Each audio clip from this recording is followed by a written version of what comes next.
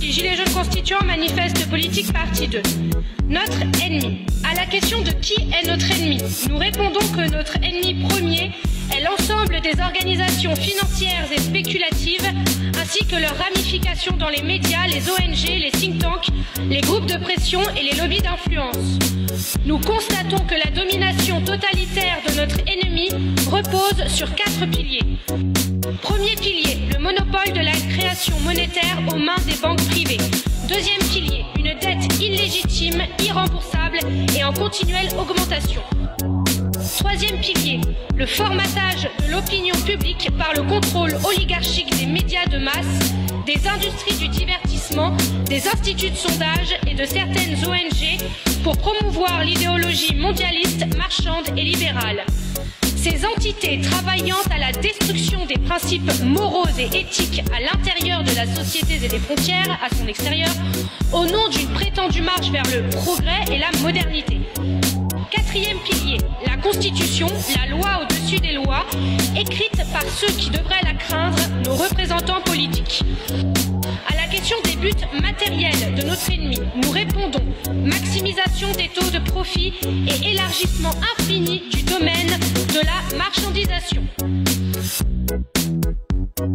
Ce totalitarisme financier et mondialisé est l'ennemi des Gilets jaunes, des Français et de tous les peuples souverains.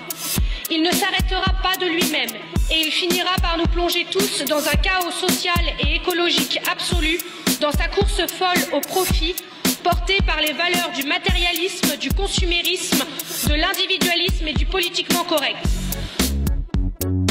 Ne pas vouloir reconnaître et dénoncer cet implacable et inhumain ennemi, c'est se faire son allié objectif et son complice dans ses crimes. Au-delà de ces valets serviles et de ces idiots utiles, l'ennemi joue aussi de la lâcheté et de la résignation de chacun de nous. Aussi, pour la défense du bien commun, pour le respect de nos anciens, pour l'avenir de nos enfants et pour la sauvegarde de notre planète, nous devons fédérer toutes les énergies, tous les courages et toutes les volontés pour briser les reins au pire ennemi que notre humanité ait connu.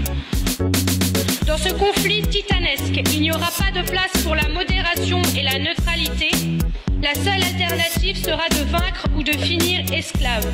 L'histoire et nos enfants nous jugeront. Force et honneur, on ne lâche rien.